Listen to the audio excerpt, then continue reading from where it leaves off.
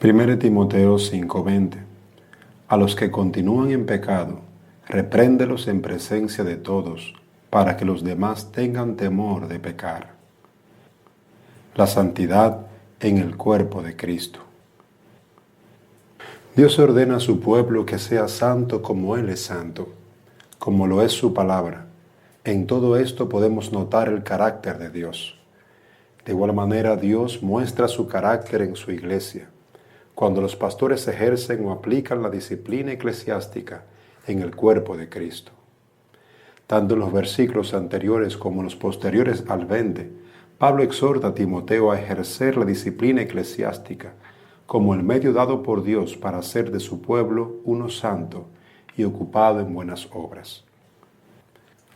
Pero cuando alguno se desvía de ese camino de la santidad, debía de encontrarse con su buen pastor, el cual, al que ama, disciplina y azota a todo el que recibe por hijo, como nos enseña Hebreos 12:6. Todo verdadero creyente está bajo la autoridad de Cristo y bajo la autoridad de los siervos que Cristo ha dejado para que se aplique la disciplina. A los que continúan en pecado, repréndelos. Las iglesias y sus líderes han ignorado este llamado a la santidad de Dios. Sed santos porque yo soy santo. 1 de Pedro 1:16. Y por lo tanto han echado a un lado la disciplina que deben recibir todos los que son verdaderos hijos de Dios y que se desvían de la verdad, convirtiendo la iglesia en una cueva de adúlteros, chismosos y detractores que no temen a Dios, destruyen a su pueblo. Y esto lo vemos con mucha tristeza en el pueblo de Dios y aún entre sus líderes. Muchos de ellos se divorcian cuando se descubren sus adulterios para continuar en sus posiciones en el cuerpo de Cristo.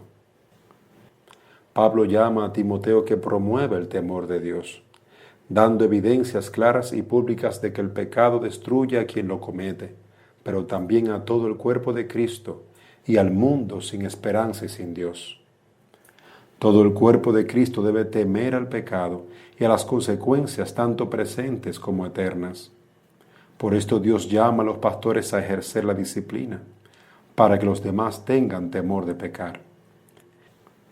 Este solemne llamado se acompaña en el versículo siguiente al observar la llegada del juicio final delante de Cristo y sus ángeles, acto que hace de nuestros servicios en el tiempo presente algo muy solemne y digno de ser tenido con el mayor honor y respeto.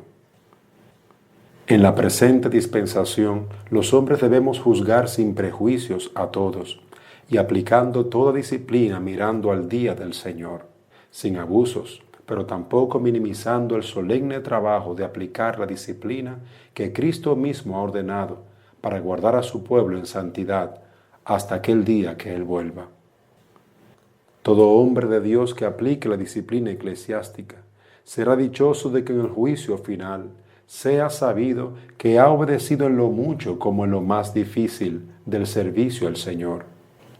Que Dios libre a los ministros de Jesucristo de pasar paños tibios al pecado por el cual Cristo murió en el Calvario.